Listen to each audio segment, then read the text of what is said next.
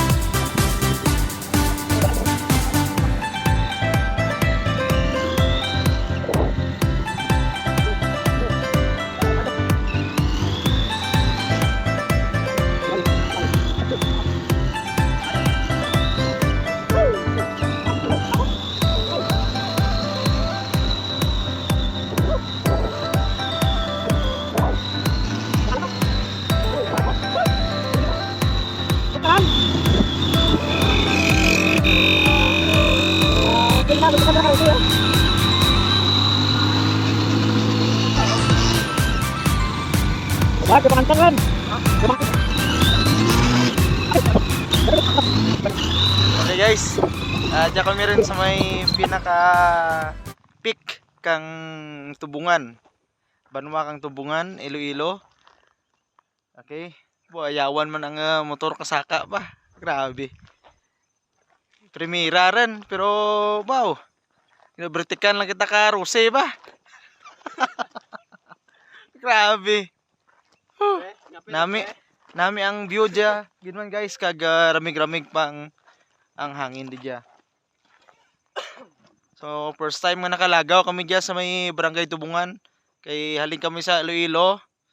Nag-happy kita dya kita nag-agi pagto sa may Aningalan. So nami man ang ragyan dya, puro simentado. Garing patukad lang gawa garing tanah halin sa may Banwa kang Tubungan pagto di dya sa landmark nga dya, no? Kag karon lapos kita to sa may Aningalan, bali dulhogon na lang man kag tukadan pero hindi kita maan kano kang taas man. Alright, so that's all guys.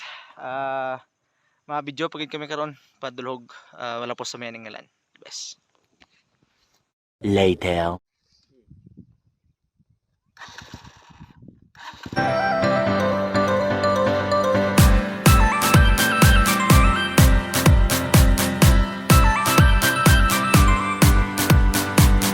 One hour later.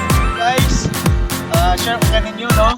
Halin kita to sa may gimbal pag turon di dyan, no? Kagamor niya ang pinakakatapusan nga simento, no? Pag to sa may lapos sa may Aningalan. Okay? So maybe sobra sang kilometro ko, no? Ang balanda ang bilin na lang ora pa na simento. Okay? So, diyan kita, nakaagir kita rin sa Tubungan, Iloilo, Iktubli. Alright, kag lapos kita karon sa Aningalan, then padulhog rin sa San Remigio. Alright, so thank you guys.